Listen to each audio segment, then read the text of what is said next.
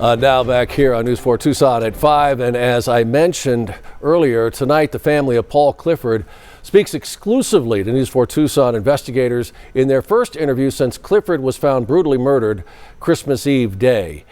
Yesterday, for the first time, they saw the faces of the three suspects charged with his murder. News 4 Tucson's chief investigative reporter, Cora Nylander, reports near Reddington Pass.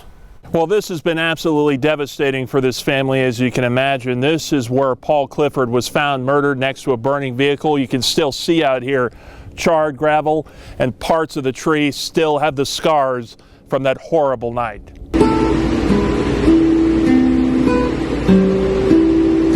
This is how Paul Clifford's family wants to remember him, a family man that loved music. Where you going, buddy?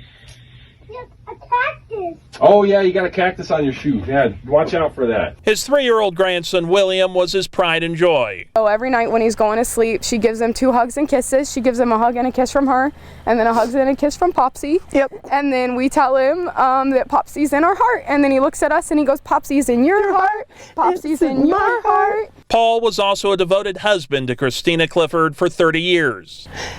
I feel so empty. We plan to grow old together and live up into our 90s and die of old age, you know. But those dreams were stolen just 2 days before Christmas. In the middle of the night, they saw a flashlight through the window, a ring of the doorbell. Paul answered the door. Christina couldn't see the man, but heard the conversation. And he sounded nothing but sincere. Please, I'm broke down. I can't get any help. I just need a jump. Will you please help me? Paul didn't hesitate to help. And I said, don't go. You don't want to go, don't go. We'll call somebody. And he said, no, nobody's coming out to help them. I need to help them.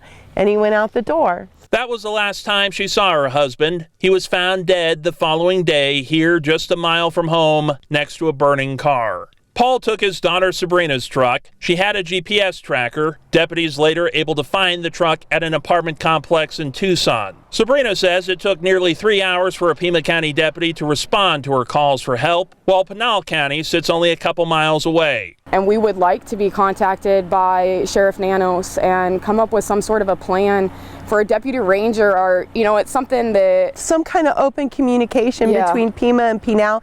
On Monday, Jack Upchurch, Elmer Smith, and 16-year-old Wendy Scott were arrested and charged with Paul's murder. That was the first any sense of happiness that any of the 3 of us have felt. I feel like we could just, it was the first breath. Breathe. Now they want to see justice upheld. I need these people prosecuted to the full extent of the law.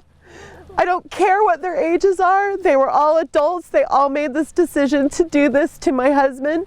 And tonight, those 3 suspects still remain behind bars. Jack Upchurch and Elmer Smith both have $1 million bond. Wendy Scott has a $500,000 bond.